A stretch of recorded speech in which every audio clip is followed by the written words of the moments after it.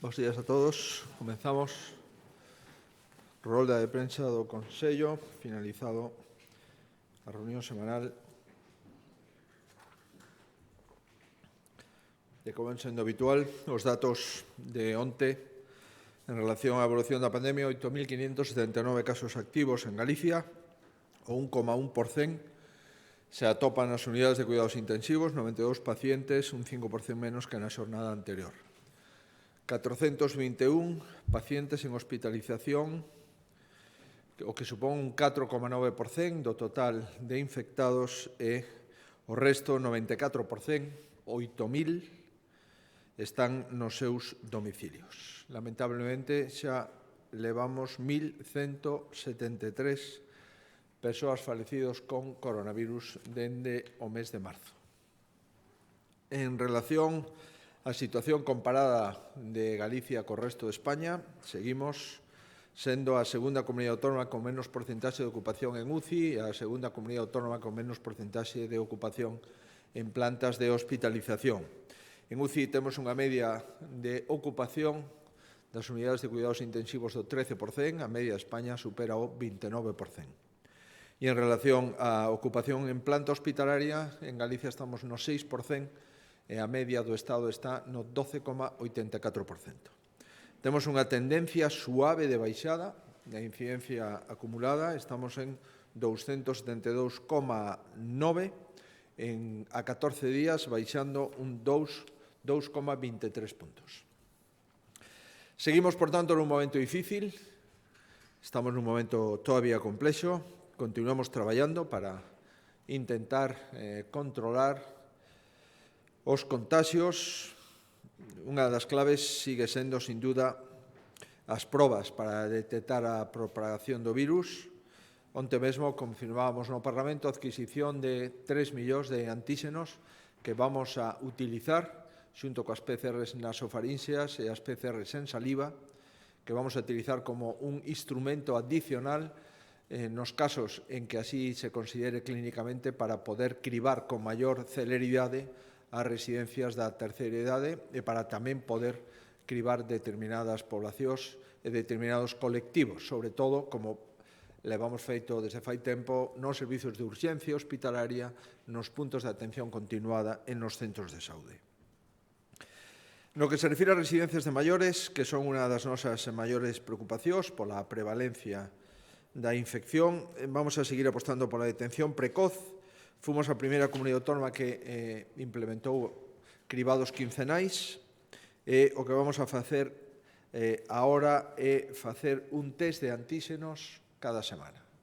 Por tanto, un test de antíxenos a disposición de todas as residencias de Galicia, unha semana antíxenos, outra semana PCRs, e os cribados pasarán de ser de quincenales a semanales. Este é un dos obxectivos fundamentais dos 3 millóns de antíxenos adquiridos. En definitiva, vamos a implementar o plan de choque nas residencias sociosanitarias e intentar disminuir así a mortalidade, que está no 43% de total de falecementos en residencias da terceira idade. 13 puntos por debaixo da media de España, pero sigue sendo unha mortalidade alta, que, por outra parte, ten consecuencia maioritariamente da idade do paciente e de patoloxías asociadas. Seguimos no ámbito da COVID. Hoxe damos o visto e prace a axudar os concellos para cumplimentar as conductas tipificadas por as autoridades sanitarias como contrarias á pandemia.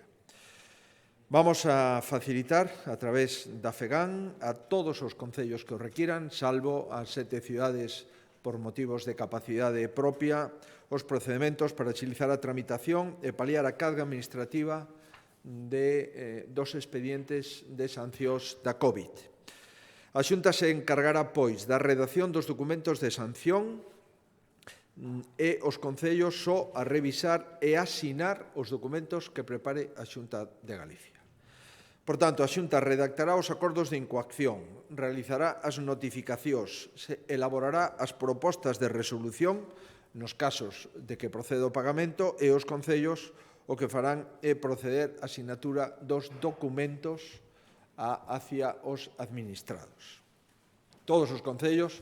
Por tanto, a partir deste momento, unha vez que poñamos en marcha o procedimento coa FEGAN, poderán descargar a súa laboura administrativa, siguen sendo competentes, así o dice a lei, pero a tramitación lle corresponde, se os concellos así queren, á comunidade autónoma, e só a última firma, a firma de notificación, lle corresponderá aos concellos. As multas se ingresarán nas facendas locais e, posteriormente, dentro dese convenio, haberá unha liquidación da xestión feita pola comunidade autónoma que disminuirá, entendo, os ingresos das multas que vayan directamente aos concellos de Galicia. Isto era unha solicitude na maioría dos concellos que o Consello da Xunta ven a aceptar e a propoñer unha fórmula de forma inmediata. Outro asunto, en materia de transportes. Recordarán que mantivemos os transportes a pesar do estado de alarma decretado no mes de marzo. Eso supuxo unha disminución de algunhas liñas de transporte do 95% de pasaxeiros, dado que naquel momento non se podía sair da casa, e adicionalmente un incremento dos custes para adaptar os autobuses á normativa da COVID. Pois ben, hoxe o que facemos é anticipar 20 millóns de euros para as empresas do transporte interurbano, por titularidade da comunidade autónoma esa competencia, e, polo tanto, que esas empresas que xa recibiron 8 millóns de euros en anticipo, agora poden recibir outros 20 millóns de euros e totalizar a axuda que o Goberno Central, 28 millóns, vai a transferir ás comunidades autónomas para financiar a caída de ingresos do transporte interurbano en cada comunidade autónoma. Se compensará a cada concesión calculando a disminución da demanda, os custes fixos e tamén o incremento dos custes de explotación por mor da crise sanitaria. Esta inyección de liquidez permite ás empresas do transporte manter emprego e manter tesourería e así poder solventar as dificultades que aínda están pasando, porque a mobilidade sigue sendo reducida en algúns termos municipais de Galicia e de España. Seguimos no ámbito da COVID, plan de rescate para traballadores autónomos e microempresas con especial énfase na hostelería por un total de 84 millóns de euros. Con esta iniciativa pretendemos contribuir ao mantenimento de emprego de actividade económica de 30.000 traballadores autónomos e de preto de 10.000 microempresas, así como apoiar a actividade dos establecementos da hostalería en Galicia unha vez chegado o acordo co clúster de turismo e coas federacións das 4 provincias galegas, A Coruña, Lugo, Ourense e Pontevedra. Este plan de rescate se articula en 3 liñas. A primeira, 30 millóns de euros para persoas traballadores autónomas con ou sen empregados. Pode solicitar estas axudas e se abre o plazo de solicitude, recordarán a semana pasada. Os beneficiarios obteñen 1.200 euros autónomos de calquer sector e 2.000 euros actividades especialmente paralizadas, que, como saben, son ocio nocturno, atracción de feira, transporte taxi, transporte no medio rural, axencias de viaxe, cines e comidas preparadas para eventos. Nestes casos, o autónomo recibiría 2.000 euros. Neste momento levamos recibidas 17.009 solicitudes e están comprometidas xa 21 millóns de euros. Empezaremos a pagar a próxima semana esta primeira liña que ten un importe de 30 millóns de euros e que ten como obxectivo financiar entre 1.200 e 2.000 euros a todos os autónomos e que intentaremos que no mes de Nadal se desembolse a maior parte destas axudas. 2 liñas máis, microempresas e persoas autónomas con personal contratado de calquera sector. Será a axuda de 4.000 euros. No caso de microempresas e persoas autónomas con personal contratado, así como PEMES de sectores especialmente paralizados, suben 1.000 euros, son 5.000 euros. Os sectores paralizados son os que acabo de referir. Cales son os requisitos? Empresarios, é dicir, autónomos que teñen contratada 2, 3, 4 ata 10 persoas, son, por tanto, empresarios deben de acreditar ter ou ter tido autorizado con anterioridade un ERTE, prácticamente todos estiveron en ERTE durante o estado de alarma, que a baixada da súa facturación sexa polo menos un 45% sobre o mesmo tempo do ano anterior e que se comprometan a manter o emprego durante 6 meses a contar dende a publicación da orde no Diario Oficial de Galicia. Se cumplen esos tres requisitos, automáticamente lle corresponderían, ademais de 2.200 ou 2.000 euros de autónomos, os 4.000 ou os 5.000 de microempresa, no caso de que sexan autónomos que teñan contratados a outras persoas no seu negocio. Terceira liña, hostalería, 17 millóns de euros específicos para o sector. 1.500 euros por cada mes de peche, a contar no mes de outubro, que xa estivo pechado a hostalería en Ourense, en Santiago e noutras localidades, e de 2.000 euros ao mes no caso de que se trate de empresas con 10 ou máis traballadores. No caso de que sexan empresas de Ourense serían 4.000, porque son 2 meses, ou de Santiago, e no resto serían 2.000 o mes de novembro. Quen se pode beneficiar desta liña? Persoas traballadores autónomas do sector, restaurantes, bares, cafeterías, hotéis, casas rurais, hostais e outros aloxamentos, microempresas e PEMES afectadas polo peche do establecemento ditado polas autoridades sanitarias da Xunta. Algo moi importante, todas estas axudas son acumulables. Por tanto, se cobraría a axuda do autónomo, se cobraría a axuda do mes ou meses pechados, se cobraría a axuda da microempresa e se cobraría de forma especial as axudas no caso de sectores especialmente afectados. Isto totaliza un mínimo de 6.700 euros e un máximo de 9.200 euros. Isto sitúa a Galicia na cabeza de indemnizacións ao sector da hostelería de toda España. Os casos prácticos, se lles parece, os podemos facilitar para facilitar a información. Por exemplo, un autónomo do sector da hostelería cun mes pechado cobraría, sin empregados, un autónomo que ten un pequeno bar onde traballa el solo, 2.700 euros. Se o autónomo ten 2 traballadores, 3, ata 9 traballadores, 6.700 euros. Se o autónomo ten 10 ou máis traballadores, 7.200 euros. E se en vez de un mes estuvo pechado 2 meses, cobraría 9.200 euros. Autónomo do sector da hostelería nun concello aberto, onde non hai limitacións, pero que, lóxicamente, disminuíron os seus ingresos como consecuencia de que das cidades non pudo ir prácticamente ninguén a utilizar esa hostelería. Pois ben, ese autónomo do sector da hostelería nun concello aberto, se non ten empregados, cobraría os 1.200 euros de autónomo e con empregados 5.200 euros. 1.200 como autónomo e 4.000 na liña de microempresas. Por tanto, insisto, isto o vamos a aplicar mañá. O tratamento é sinxelo. Son axudas que se presentan en rexistro electrónico da Xunta só cunha declaración responsable. Se trata de un sistema áxil e tamén vamos a intentar, na medida do posible, pagar a maior parte desas axudas no mes de Nadal. Por tanto, no mes de Nadal se cobrarían as axudas de autónomos, 30 millóns de euros, e as axudas da hostelería, 17 millóns de euros, máis as axudas das microempresas, que serían entre 4.000 e 5.000 euros. Isto era o compromiso que asumimos e isto totaliza un importe de 84 millóns de euros.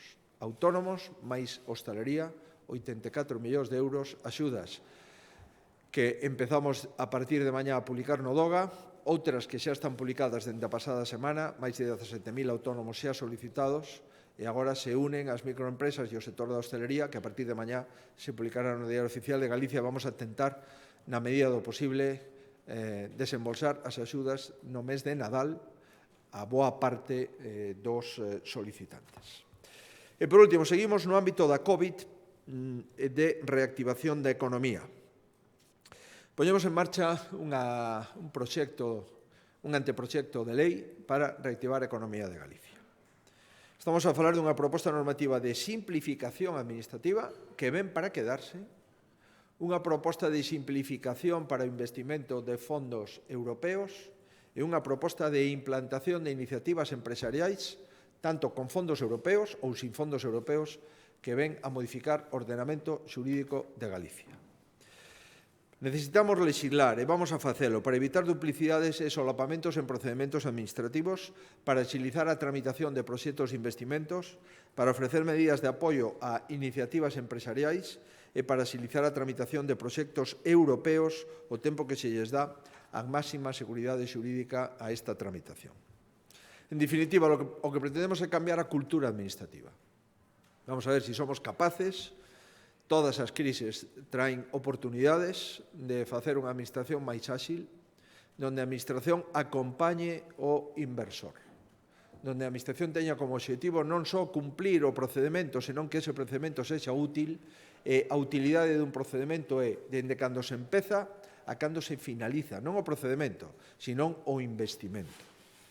Non podemos poñer trabas aos emprendedores, e moito menos neste momento, e, por tanto, vamos a facer fortaleza das dificultades e, en consecuencia, este texto será un texto absolutamente innovador da legislación galega, tanto de patrimonio histórico, como da legislación medioambiental, como da legislación urbanística, da legislación eólica, da legislación eléctrica, en definitiva, de todos os procedementos de investimento na comunidade autónoma.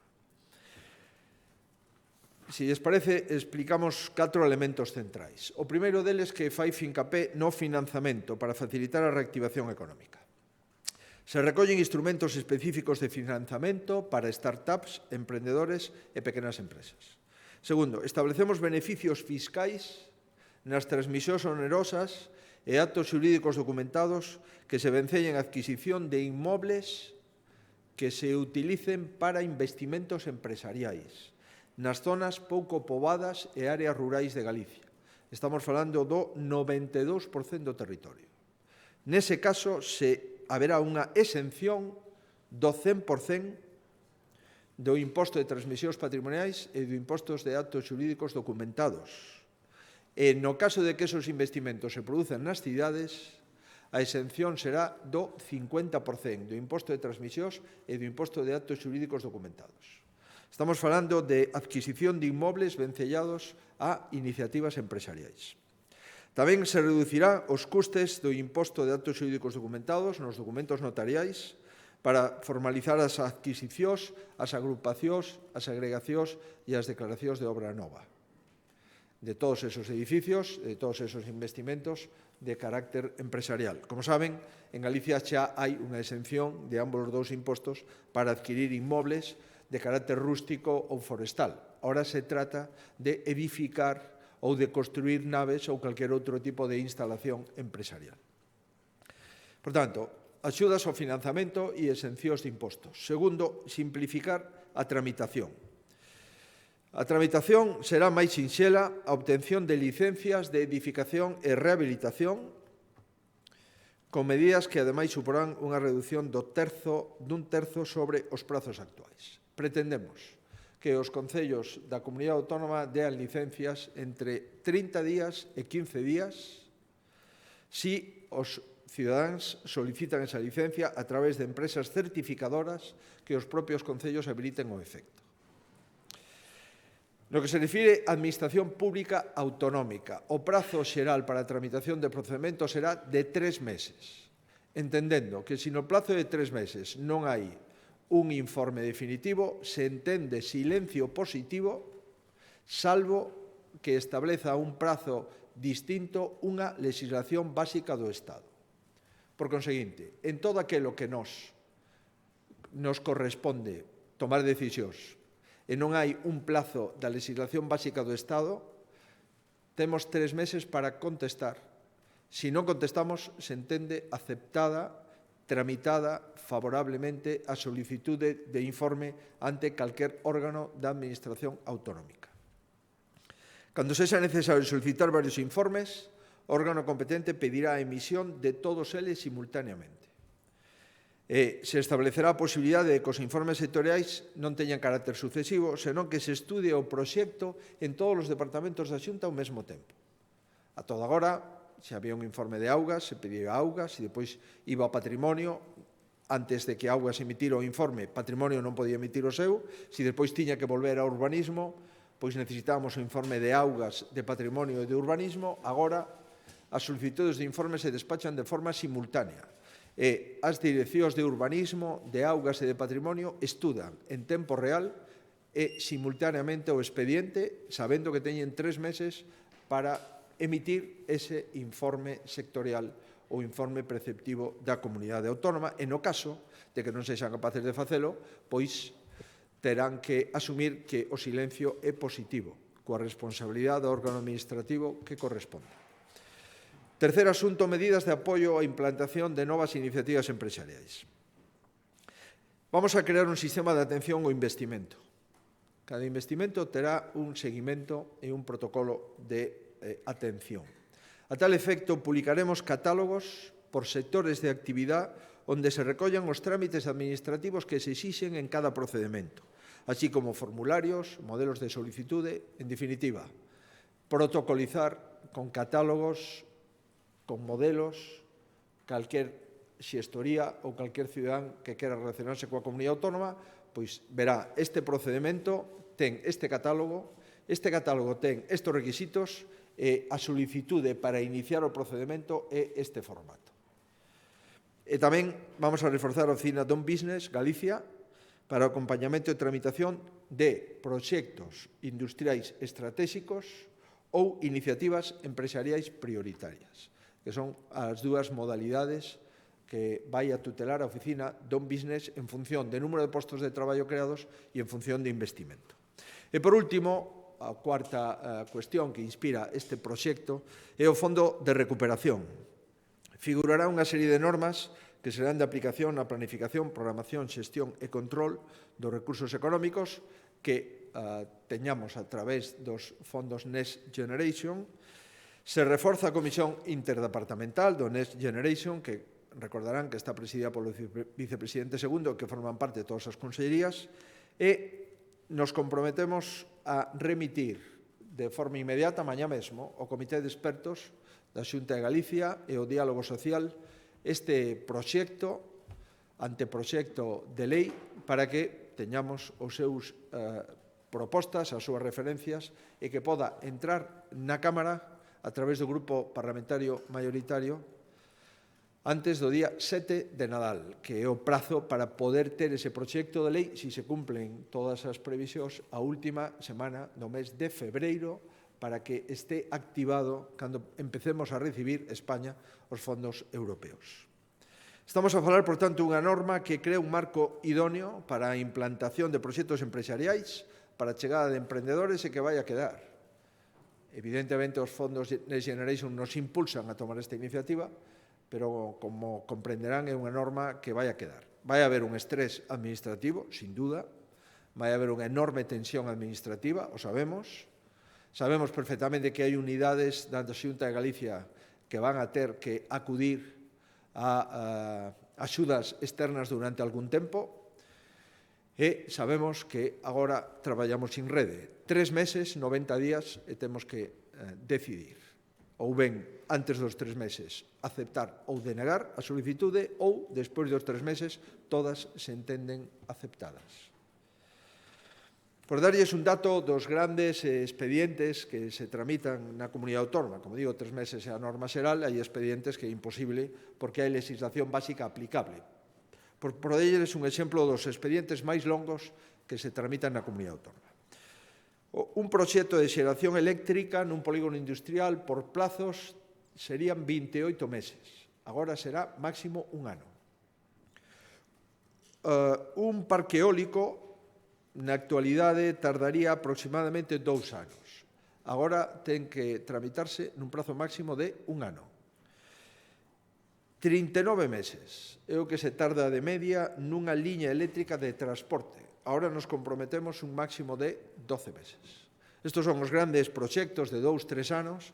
A estes grandes proxectos lle aplicamos o prazo de un ano e os proxectos normais, o carácter xeral é un prazo de 3 meses e, senón, silencio positivo.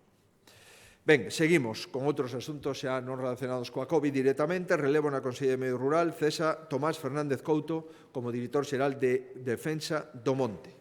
Agradecémoslle máis que moito os servizos prestados durante todo este tempo director xeral clave na organización dos lumes e da extinción dos lumes forestais en Galicia, 12 anos sin vacacións, acreditan que estamos ante un cargo moi relevante da comunidade autónoma.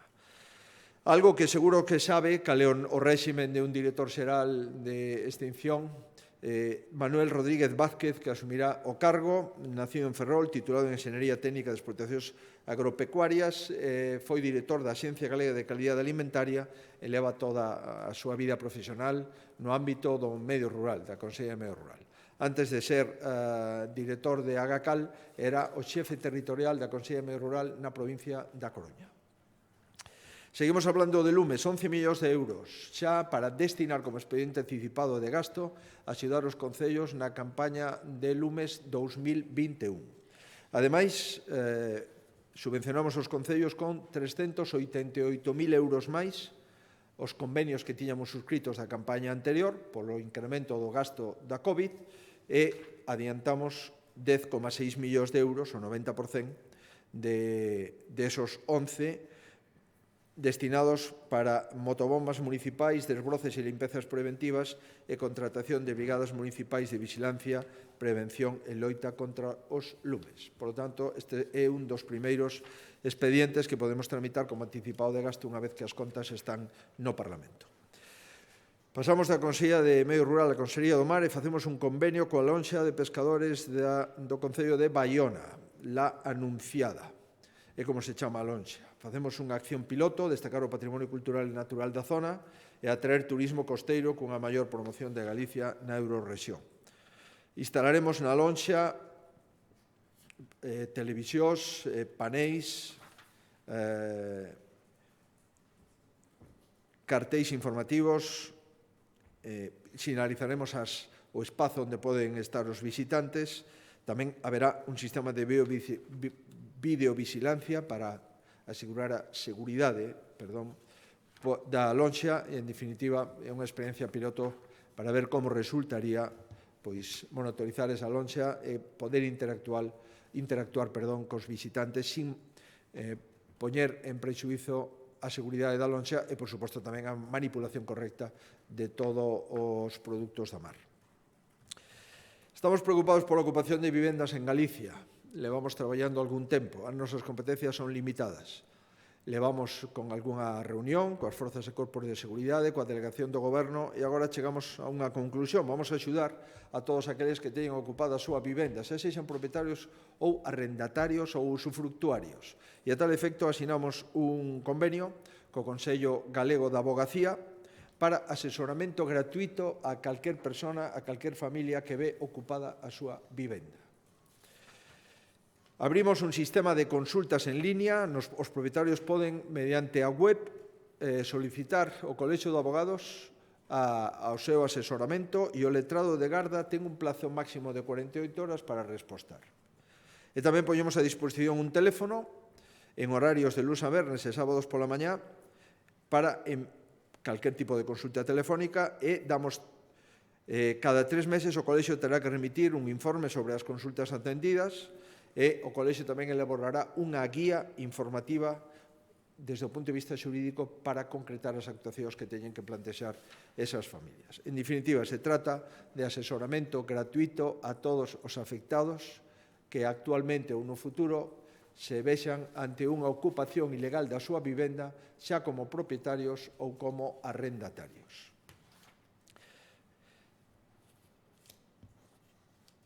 Ademais, vamos a seguir actuando neste ámbito. Insisto, as competencias son moi limitadas, pero entendemos que a situación é unha situación que o require. Vamos a impulsar un mapa galego de vivendas ocupadas, co apoio dos axentes da propiedade inmobiliaria e administración de fincas de público coñecemento, e despois enviaremos en breve unha proposta de reforma legislativa que presentaremos ao Goberno para intentar que os xuízos e as trámites sexan o máis rápidos posibles para recuperar o domicilio ou recuperar a propiedade. Seguimos comprometidos coa atención ás persoas maiores. Temos un amplo catálogo de recursos, axudas para cuidados na contorna familiar, xantar na casa, 1.600 fogares reciben o xantar periódico nas casas, teleasistencia a 6.600 persoas que viven nos seus fogares e a axuda máis importante é os servicios de axuda ao fogar. 24.000 galegos teñen este servicio de axuda ao fogar. O próximo ano incrementamos un 10% o presuposto, ata 83,6 millóns de euros. Como saben, estes servizos se cofinancian cos concellos e a Xunta de Galicia. Pois ben, sin esperar o novo presuposto, vamos a facer un plan de reforzo dos servizos de axuda no fogar. Neste mesmo mes, estamos en Nadal, estamos con dificultades de mobilidade perimetral, estamos con dúbidas sobre como poden ser as reunións familiares. En definitiva, inyectamos 9,9 millóns de euros, contrataremos a 1.000 personas para atender todas as solicitudes de axuda ao fogar que neste momento están pendentes de esa axuda. Por conseguinte, o obxectivo é chegar á lista de espera cero. Para isto necesitamos 10 millóns de euros, crear 1.000 postos de traballo e inyectar de forma inmediata para que en Nadal todas as persoas podan ter unha axuda ao fogar e, polo tanto, estar amparados baixo a lei da dependencia. Dos asuntos en materia económica de innovación. Creamos a primeira incubadora de fármacos contra o cancro. Facemos un convenio coa multinacional farmacéutica Janssen, coa Fundación Caertor e a Fundación Científica da Asociación contra o Cancro para poñer en marcha unha nova incubadora que levará por nome Business Factory Medicines, cun importe de 2,7 millóns de euros, dos cuales a Xunta aporta 1 millón de euros. A previsión é que podemos chegar a mobilizar no futuro 30 millóns de euros. Se trata dos mellores investigadores no ámbito farmacolóxico, normalmente no campus de Santiago, os que inyectamos xunto con esta multinacional e a Fundación e a Asociación Española contra o Cancro este importe de 2,7 millóns de euros.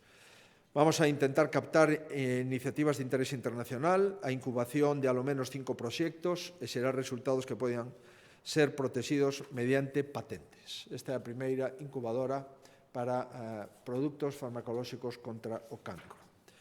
Seguimos na vicepresidencia segunda e nos vamos a Vigo. Aprobamos a ampliación do Instituto Recinto Feiral de Vigo unha vez que temos xa todos os informes preceptivos da Administración Xeral do Estado.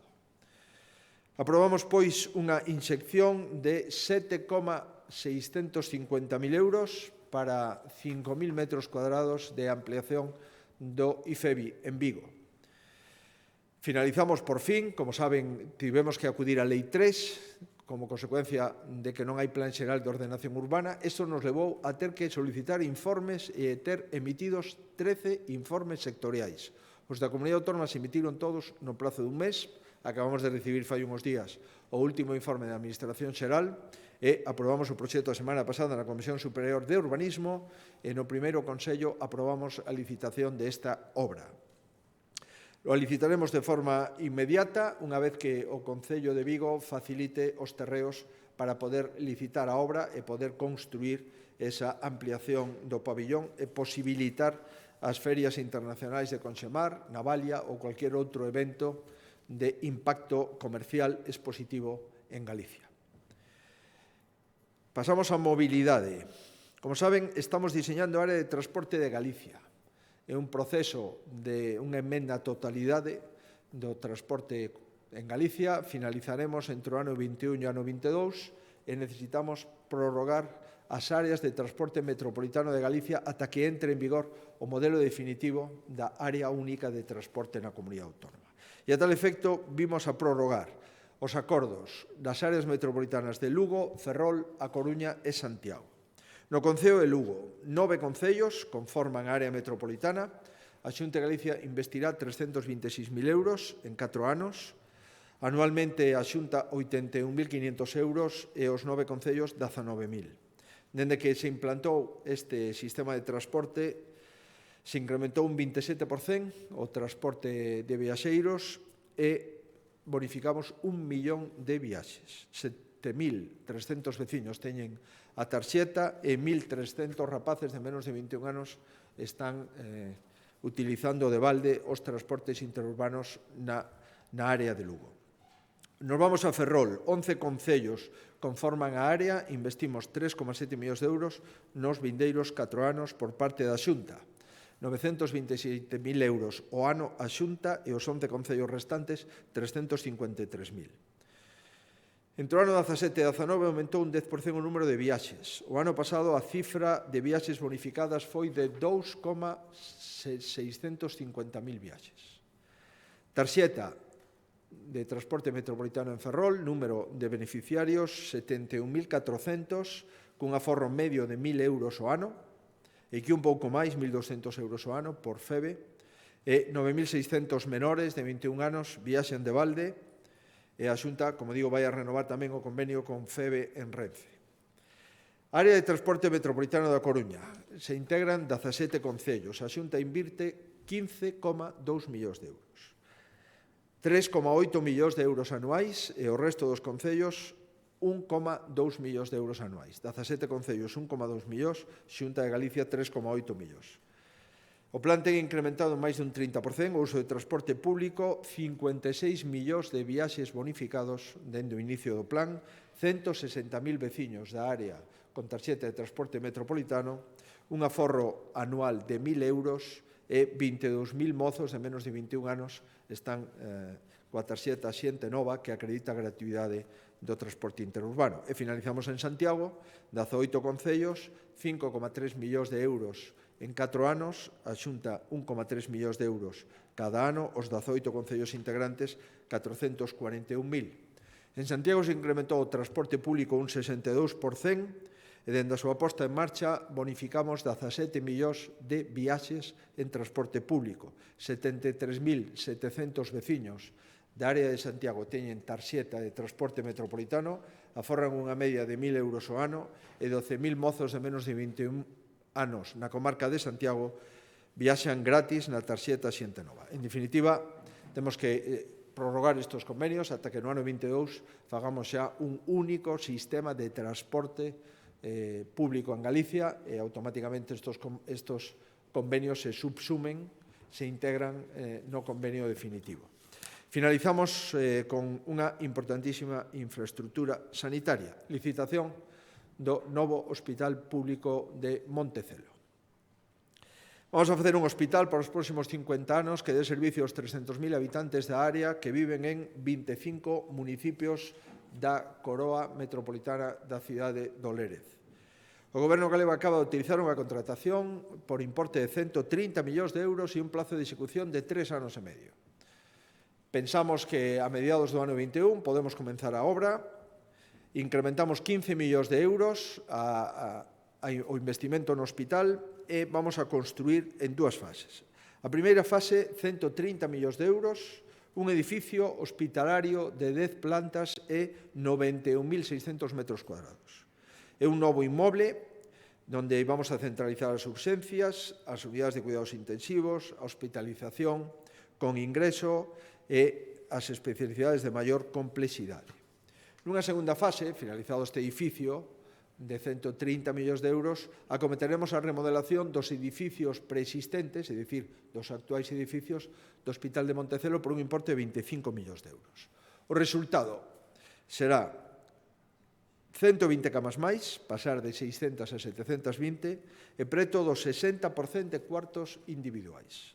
Aumentaremos un 92% as salas de exploración e de urxencias e un 49% os postos do hospital de día.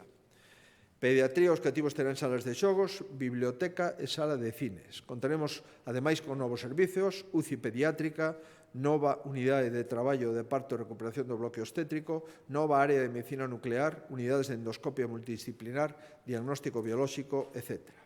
Se centralizan as urxencias, lóxicamente, no novo hospital e seguimos con o noso compromiso de construir un novo Servicio Galego de Saúde, igual que se fixo no Hospital Lucas Augusti ou no Hospital Boro Cunqueiro en Lugo e en Vigo, igual que se remodelou o Hospital do Salnés, igual que xa finalizamos a primeira fase do Hospital da Mariña Lucense e igual que estamos en obras no Hospital de Ferrol, empezaremos agora en Pontevedra, nos queda iniciar obras de ampliación no Hospital de Santiago e no Hospital de Ourense e facer o novo Hospital Público da Coruña conforme os compromisos asumidos cos galegos no programa electoral. E, por último, hai 3 pequenas infraestructuras. Unha delas, autorizar un cambio de titularidade ao pueblo do Concello de Culleredo. dunha estrada entre o Burgo e os Campos. Outra, expropiacións para a eliminación dun tapón urbanístico da rúa Fisterra no Concello de Lugo, por un importe de 61.000 euros, e outra no Concello de Ponteceso, unha senda peonil e ciclista por un importe de 320.000 euros. Estos son infraestructuras que tamén hoxe o Consello da Xunta autoriza. Mais nada, moitísimas grazas. Sí, por favor, presidente, quería preguntarlle tras a emenda anunciada aos presupostos xerais do Estado por Esquerra Republicana e polos partidos da coalición do Goberno Central, como pode afectarlle iso aos tributos que xestiona a Xunta de Galicia en Galicia, se supón algún tipo de suba? En segundo lugar, tamén, se nos puidese valorar que lle parece o falado onte para as festas de Nadal en relación coa COVID e máis o plan de vacinación do Goberno Central, por favor.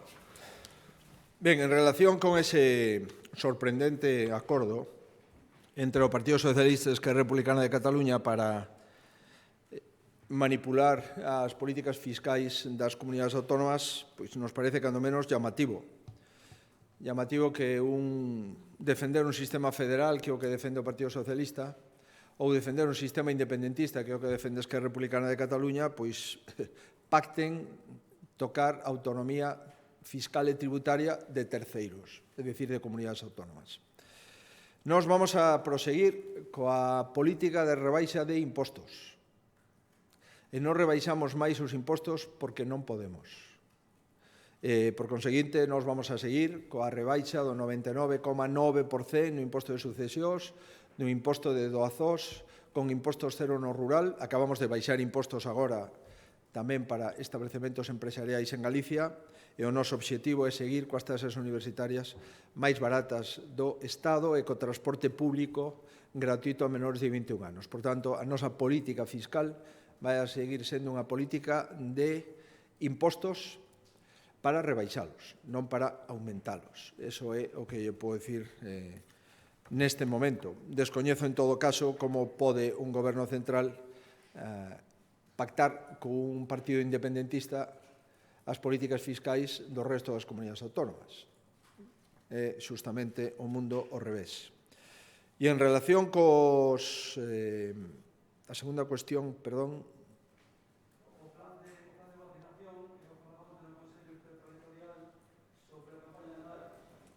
Ben, sí, ben, vamos a ver, sobre a campaña de Nadal, bueno, onte houbo conversas, parece ser, no Consello Interterritorial non houbo ningunha cuestión concreta. Nós levamos desde fai tempo pedindo un pouco de rigor e un pouco de, en fin, de respetar as institucións. Os consellos interterritoriales nunca foron como son agora. O Consello Interterritorial era unha reunión seria que se preparaba con documentos. Os documentos se circulaban a todas as comunidades autónomas, eran suxeitos a prazos para facer alegacións, e unha vez que finalizaba o prazo para facer alegacións e o documento estaba maduro, se levaba ao Consello Interterritorial e se votaba. E aquí non, aquí é todo ao revés. Non pasan documentos, te enteras dos documentos polos medios de comunicación, e cando chega ao Consello Interterritorial, pois lóxicamente non se pode aprobar, porque simplemente non está nin estudado, nin está reflexionado, nin está perfilado. A nós nos parece que establecer un marco común para as festas do Nadal en todo o territorio de España nos parece algo correcto e nos parece algo positivo. Evidentemente con premisas básicas, ¿no? En primer lugar, que ese marco común nacional atenda a situación epidemiolóxica de cada comunidade autónoma. En segundo lugar, que ese marco se aprobe cando queden poucas semanas para o Nadal. Queda un mes. En un mes, nunha pandemia, pode mellorar moito ou empeorar moito ou manterse estable. E, en terceiro lugar, xa o dixemos onte, que nos parece que o tratamento aos nenos e as nenas de menos de 10, 12 anos ten que ter un tratamento distinto a un adulto. E o decimos porque a capacidade de transmisión de un neno de 10, 12 anos é moi distinta á capacidade de transmisión de un adulto. Serán os pediatras, en todo caso, os que nos indiquen os protocolos axeitados ao respecto.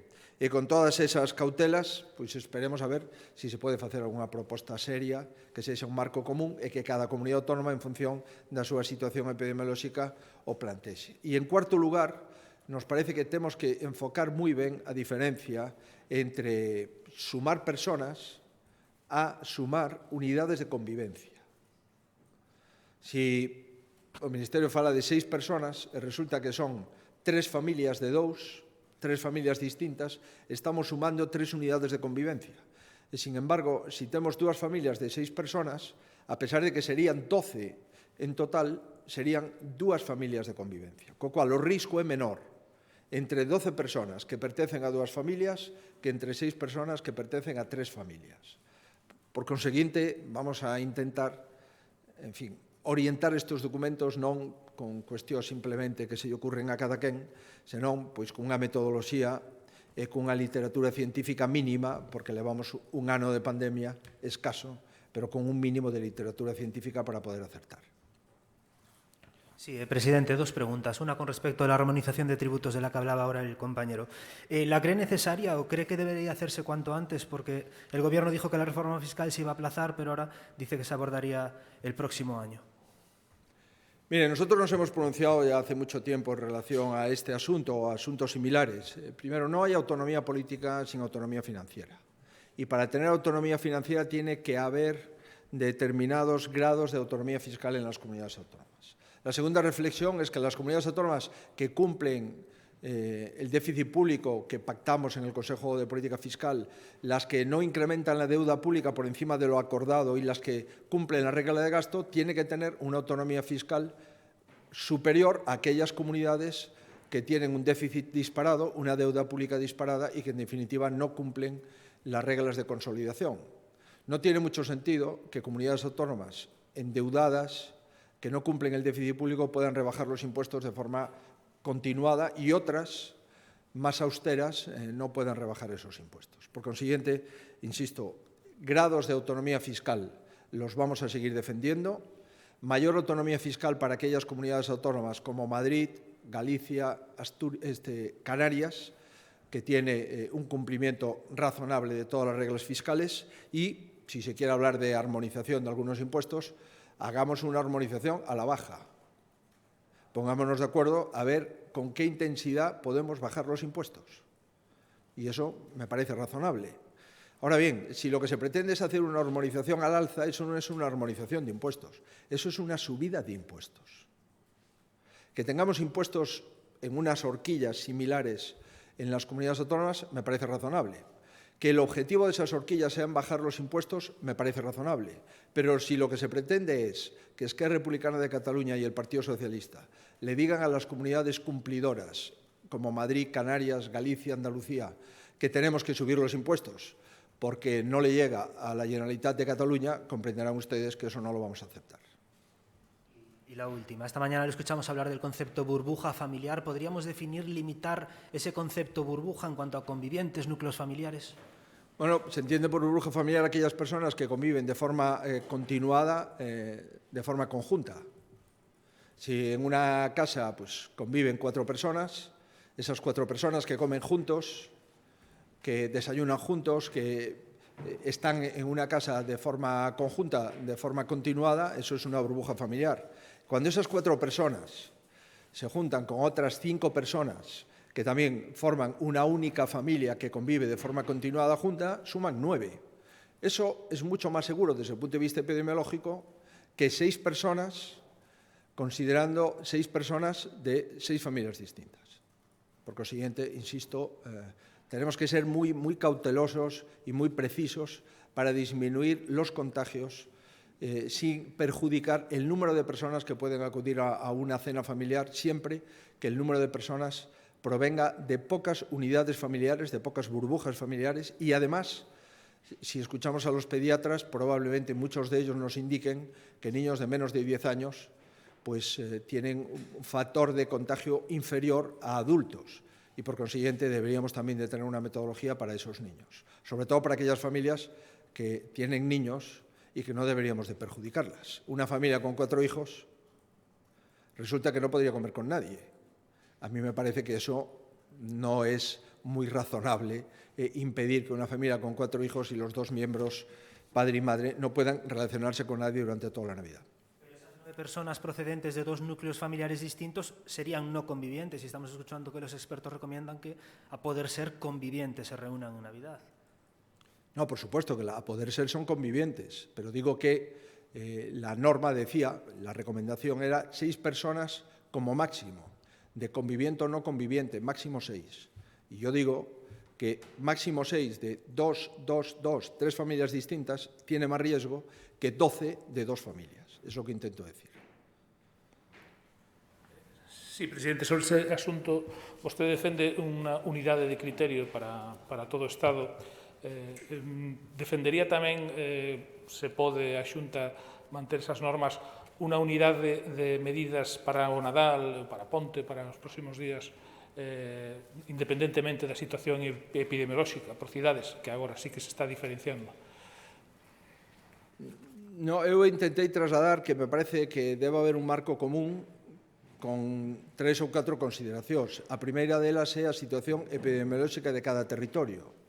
Se nun territorio a incidencia é de 400 nos últimos 14 días, as UCIs están ocupadas o 60% e as plantas de hospitalización un 40%, non pode, na miña opinión, ter os mesmos criterios para xuntarse no Nadal que nun territorio onde a taxa de incidencia é inferior a 100 e a porcentaxe de ocupación de UCIs é do 10%. Por tanto, sempre os marcos deben de ser en función da situación epidemiolóxica de cada territorio. Eso é o que defendemos no Comité Clínico do Servicio Galego de Saúde e, por suposto, que defende o Goberno. Sí, en relación a esa reflexión que fai vostede sobre as burbullas familiares, non sei se sería partidario, se cree que máis que ir pola vía de limitar o número de persoas que podan estar xuntos en Nadal, se debería establecer, digamos, un límite de unidades convivintes. Eso sería unha pregunta. E despois unha segunda pregunta. Todos os alcaldes e portavoces da comarca do Hospital de Verín posicionáronse a favor do xinecólogo Javier Castrillo. Quería saber se a Xunta lles vai facer caso e vai paralizar ese expediente que se lle abriu. E despois unha aclaración en relación ao Consello sobre os test nas residencias. Sí. Os test de antíxenos. Quería saber se eses test de antíxenos semanais, entendo que se van intercalar unha semana de antíxenos e unha semana de PCRs, e así digamos que todas as semanas se van a testar, se farían só a traballadores ou a traballadores e a usuarios de residencias. Gracias. Gracias a vostede. Vamos a ver, mañá espero que o Conselleiro de Sanidade e a Conselleira de Política Social lle explique cal é o novo procedimento de testeo e de cribado que vamos a facer nas residencias. Me remito ás súas descripcións máis técnicas e máis precisas en relación ao asunto. Efectivamente, vamos a mezclar antíxenos e PCRs, a frecuentación e o cribado de traballadores versus usuarios, eles o van a explicar dunha forma máis detallada. Espero que no día de mañá. En relación coas unidades familiares de convivintes, é dicir, das burbullas familiares, isto está sendo sometido neste momento ao criterio do Comité Clínico. Eu solamente apunto principios que a Dirección Xeral de Saúde Pública do Servicio Galego de Saúde puxo a disposición do Comité Clínico para a súa avaliación e análise. Lle plantexamos a especificidade dos nenos de menos de 10 anos, lle explicitamos o tema das unidades familiares, máis que número de persoas, unidades familiares, e tamén lle plantexamos que nos dé cales son os criterios epidemiolóxicos que banda de incidencia por 100.000 habitantes, de ocupación de UCI, de tasa de PCR positiva e tamén de ocupación hospitalaria. Nós lle plantexamos criterios, o comité avalía esos criterios, pode engadir os que considere oportuno e nos fará unha proposta xa máis definitiva. En relación co asunto de Verín, eu creo que aquí hai un erro, un problema de comunicación evidente. Isto non é ningún expediente disciplinario contra ningún facultativo. Isto é unha denuncia de unha pediatra sobre un xinecólogo do Hospital de Verín por entender a pediatra que foi tratada en público diante dunha familia de un xeito absolutamente inaceptable. Se temos unha denuncia dunha pediatra sobre outro compañeiro de traballo e non a tramitamos, estaríamos ante un suposto de responsabilidade. Si tramitamos a denuncia, resulta que aquí hai unha persecución hacia quen? Quen persigue a este facultativo? Nós non perseguimos a un facultativo. Hai unha denuncia de unha pediatra hacia un xinecólogo. E cando hai unha denuncia deste tipo, a Inspección Sanitaria inicia un expediente, toma declaración ao denunciante, pediatra, o denunciado, xinecólogo, toma declaración se considera oportuno, se hai testemunhas a outras persoas e fai unha proposta. Pero eso é perfectamente compatible con apoiar o xinecólogo, apoiar a tese do xinecólogo, a súa actividade asistencial, pero aquí non hai un problema asistencial. Aquí o que hai é un problema de trato entre dous facultativos do Servicio Galego de Saúde. Trátase dun procedimento absolutamente garantista de ambas as partes. Eu pido, se é posible, que non é necesario manipulalo todo. Isto pode ocurrir e ocorre non a meúdo, pero ocorre ás veces que hai unhas tensións entre facultativos e presentan unha denuncia ante a inspección e esa denuncia ten que tramitarse. Nada máis. Non temos ningún interese. O que nos interesa é que o paritorio de Verín funcione. Ahora temos pediatras, antes non os tiñamos e o paritorio está funcionando e vamos a seguir traballando con máximo rigor e non estamos para nada prexuzgando absolutamente nada. Simplemente tramitando a denuncia dunha pediatra contra un xinecólogo do Hospital de Verín. Algo máis? Sí, eu quería preguntarlle, estes días falou de que podería haber boas noticias en próximas datas sobre o tema das restriccións. Se a situación segue así, cree que sería posible levantar as restriccións cando se cumpla o mes, o sea, telas levantadas na maioría dos concellos para a ponte de decembro? E outra cuestión sobre a lei de reactivación, volve a levala outra vez o Partido Popular ao Parlamento e non a Xunta como proxecto de lei. Xa houve críticas á oposición porque coa lei de saúde se fixo igual. A que se debe? Por que a Xunta fai que vai a través do Partido Popular? Gracias. Vamos a ver, exclusivamente se debe a gañar tempo na tramitación parlamentaria. Si isto vai por un trámite de lei normal, eso conleva unha serie de trámites distintos a si é unha proposición de lei do grupo parlamentario, xa sexa do Partido Popular, do Partido Socialista ou do Bloque Nacionalista Galego, exclusivamente. Como saben, o Estatuto de Autonomía de Galicia non prevé a posibilidade de reales decretos leyes que aproba o Goberno, entran en vigor e solamente necesitan a ratificación da Cámara. Isto hai... O Goberno Central ten esa técnica legislativa, outras comunidades autónomas tamén. Nós solamente temos a técnica legislativa de proposición de lei de grupos parlamentarios. Como comprenderá, se tuviéramos un real decreto lei sería moi sinxelo. O aprobamos hoxe e entre en vigor mañá. Como non temos real decreto lei, pois o que facemos é tramitar co regulamento da Cámara a disposición de todos os grupos. Calquer grupo pode presentar unha proposición de lei, calquera. Pois entendo que o grupo maioritario ten dereito a presentala. Nós o que facemos é un informe, un estudio, un análise, e o grupo parlamentario xa dá contido legal, articulado e concreto o texto que se presenta na Cámara. E antes abrimos un período de consultas na Mesa de Diálogo Social e tamén no Comité de Expertos, que en todo caso terían capacidade para propoñer enmendas ata finais de xaneiro, que é cando habría plazo de enmendas. Por tanto, isto non é máis que intentar que no mes de marzo teñamos os presupostos, no mes de febreiro, os presupostos aprobados en xaneiro, a lei da pandemia e a lei de reactivación económica en febreiro. Non creo que estamos molestando a ninguén. Non omitimos o debate parlamentario e o que intentamos exclusivamente é utilizar as técnicas parlamentarias que pode utilizar calquer grupo político. En relación coa situación de Galicia, coas posibilidades que temos, o Comité Clínico a semana que ven vai a tomar decisións. Efectivamente, hai unhas cidades que están mellor que outras, creo que son conocidas, damos os datos todos os días. A cidade de Santiago, Ourense e Coruña están mellores que a cidade de Lugo, Ferrol, Pontevedra e Vigo. Tamén é certo que no caso de Ourense e Santiago as restriccións empezaron antes, o cual ten sentido que estén nunha situación mellor, pero entre o martes e o venres que ven, o Comité Clínico tomará as decisións e se hai concellos que se pode abrir total ou parcialmente a hostelería antes do día 6 de Nadal, esa decisión se coñecerá a próxima semana. Sí, se non hai máis preguntas na sala, pasamos ás telemáticas. Begoña, de Alerta Digital. Buenos días, presidente. En relación a las declaraciones de Alicia Padín, ¿qué le parece que las utilicen para atacar su política lingüística organismos como Hablemos Español y partidos como Vox manipulando los hechos y engañando a la opinión pública. Y es la segunda cuestión en relación a los rastreadores, que los datos de hace un mes de Andalucía pues tenía, por ejemplo, 8.183 rastreadores, Galicia 6.000, Cataluña 2.300, Comunidad Valenciana 1.300, Castilla y León 900, País Vasco 330 y Aragón 400. ¿Qué lectura hace de estas cantidades de rastreadores? Gracias. Bien, en relación con la persona a la que usted se refiere, como saben, es una funcionaria del Ayuntamiento de Ribeira, que además coordina la red de voluntarios que realizan actividades de dinamización del gallego. Por tanto, no es verdad, no es un alto cargo de la Xunta, tal como he leído en distintos medios de comunicación.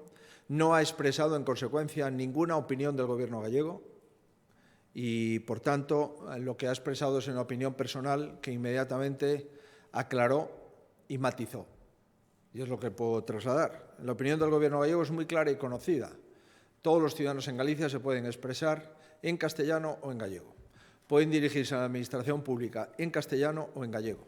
Pueden solicitar de la Administración Pública que esta Administración se dirija a ellos en castellano o en gallego y vamos a seguir incentivando la cordialidad y el bilingüismo cordial en la comunidad autónoma. Y aquellos que no les interese el bilingüismo cordial, pues yo creo que no están dentro de la mayoría de los gallegos a los que sí nos interesa. Tenemos dos lenguas, las vamos a seguir protegiendo y vamos a seguir protegiendo el gallego, por supuesto, como uno de los signos de mayor intensidad de nuestra cultura, y vamos a seguir protegiendo una lengua que, digan lo que digan, es la lengua oficial de todos los españoles, junto con las lenguas autóctonas de comunidades autónomas. Lamento, por tanto, este malentendido. He visto la aclaración de forma inmediata. Insisto, no es un alto cargo de la comunidad autónoma, tampoco refleja la opinión del Gobierno y si se ha expresado de forma incorrecta, entiendo que lo matizó de forma rápida. Y en relación con rastreadores, depende cómo se computen los rastreadores, insisto. Estoy convencido que esas comunidades autónomas, algunas de ellas computan médicos de atención primaria que hacen su labor. Prueba de ello es que están en este momento ya haciendo test de antígenos. Por tanto, ¿cómo no van a hacer actividad de rastreo? Hacen la actividad de rastreo asistencial y la actividad de rastreo una vez que un paciente acredita estar infectado y se convierte automáticamente en un enfermo que tiene el seguimiento de su médico. Pero hoy otra cosa es computar exclusivamente trabajos más de prevención y de seguimiento, como es los servicios de medicina preventiva y la central de rastreos y las jefaturas territoriales. Por tanto, insisto, no hay una metodología clara, sistemática y coherente para comparar unas cifras con otras. Nosotros tenemos la nuestra y facilitamos nuestra metodología a las preguntas que ustedes nos han formulado. Sí, Daniel Domínguez, de Faro de Vigo. Bos días, presidente. Eu quería preguntar polo tema da harmonización fiscal. Quería preguntar, en primeiro lugar, se cree que hai competencia desleal ou dumping por parte da Comunidade de Madrid. E despois, se me pode aclarar por que critica a proposta de Esquerra cando Esquerra fala dunha harmonización que vostede sempre apoiou, establecer máximos e mínimos. Non é contradictorio que agora que o defende Esquerra vostede critique esa proposta? Gracias. Con todos os respetos, as propostas de Esquerra Republicana de Cataluña en relación cos impostos, igual vostede as coñece mellor que a min. Eu, dende logo, non as coñezo. A proposta de Esquerra Republicana de Cataluña pasa, en primer lugar, pola independencia de Cataluña. En segundo lugar, pasaba, antes da independencia, por un concerto, por lo tanto, nada que ver coa harmonización, era o contrario, era romper o sistema fiscal a través dun concerto específico para Cataluña e, por conseguinte, se hai un partido político que non pode plantexar, armonizar nada cando o que quere é fracturar, ese é Esquerra Republicana de Cataluña. Por tanto, non coñezo exactamente antecedentes nin a proposta actual de Esquerra Republicana de Cataluña, que, ademais, por a expresión que eu escoitei, a Esquerra Republicana de Cataluña o que está dicindo é que hai que ir contra a política fiscal de Madrid. Eso non é armonizar nada. Eso é impedirlle a unha comunidade autónoma que teña unha política fiscal propia. Por tanto, detrás da Esquerra Republicana, o que hai é a crear unha tensión artificial, outra vez, entre Cataluña e Madrid, e adicionalmente unha proposta clara e diáfana, que é un incremento de impostos. Armonizar non ten por que ser subir. Armonizar pode perfectamente ser baixar. E armonizar cunhas horquillas de impostos transferidos polo Estado ás comunidades autónomas para baixar impostos a nós nos interesa. Agora, se a armonización consiste en non poder manter as rebaixas fiscais que xa temos aprobadas, en ter que incrementar os impostos, e ademais facelo, como nos diga Esquerra Republicana de Cataluña, o meu posicionamento é un posicionamento claramente contrario. E, por último, porque non é un tema fácil para resolver nun titular, a autonomía fiscal das comunidades autónomas ten que ser maior canto maior sexa o grado de cumplimento do déficit da débeda e da regla de gasto. E con todo este parámetro, eu reitero, establecer horquillas non me parece incorrecto. 2, que esas horquillas sexan para baixar os impostos, me parece criterio básico. 3, que non veñan aquí ningún partido político a obrigar ás comunidades autónomas a subir os impostos. Isto non ten moito sentido, que nos obliguen a subir impostos. Que haxa horquillas de mínimos e máximos, me parece ben, pero que obliguen de forma indeterminada a subir impostos a unha comunidade autónoma que está cumplindo todos os criterios de déficit, débeda e regla de gasto, me parece que eso non é armonizar nada. Eso é impoñer unha suba indiscriminada de impostos por parte dun partido político.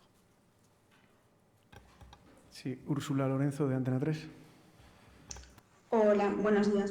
Yo, volviendo al tema de las cenas de Navidad, quería preguntar con respecto a la edad en la que nos fijaríamos si finalmente se determina si los niños cuentan o no cuentan en el cómputo general, si tenemos alguna idea al respecto, y también con respecto a la opinión que podría tener el Gobierno en referencia al toque de queda en las fechas más especiales.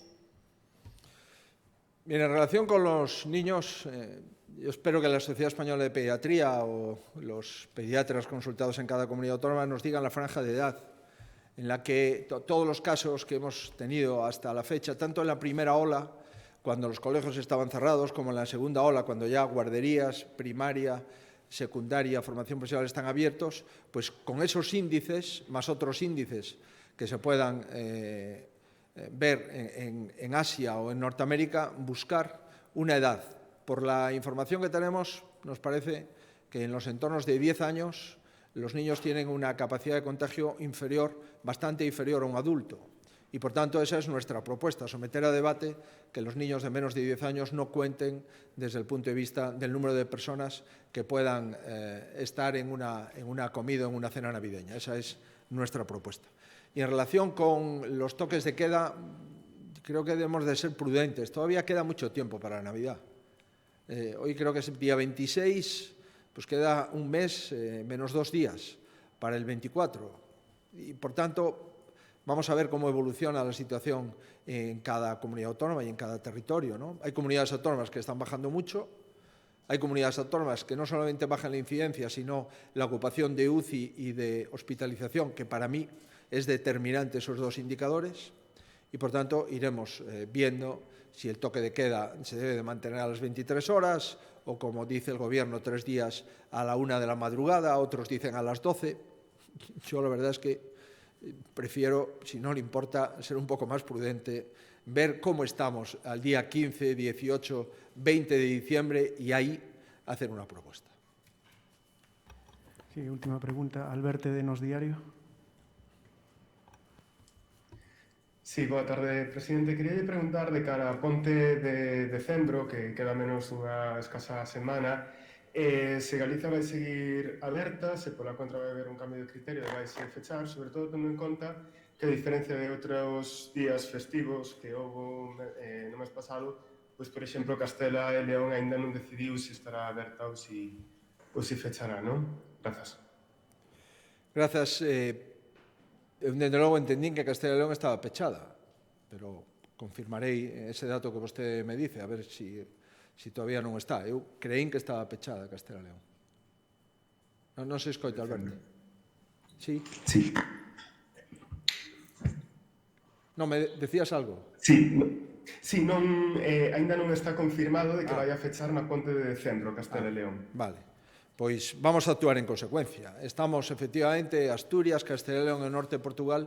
Para nós é moi importante saber exactamente cal é o posicionamento. Pero xa digo, nós vamos a ter un comité clínico o día 2, martes, e despois vamos a ter o comité clínico venres, e en esos días, con antelación suficiente, vamos a adoptar esas decisións. Permítame que sexa prudente, porque, primeiro, non ganamos nada por adiantar información que pode ser posteriormente matizada, e, segundo, para crear un ámbito de certa seguridade, o mellor é dar esta información cando a teñamos decidida. Insisto, vamos a preservar Galicia, sin dúbida, vamos a seguir monitorizando todos os indicadores que temos e vamos a ser prudentes ao respecto. Si é necesario, porque outras comunidades autónomas non o fan, pechar Galicia, o faremos. Si non é imprescindible, dado que prácticamente ese peche é de facto, pois non será necesario tomar unha decisión ao respecto. Moi ben, pois moitísimas gracias a todos, como sempre.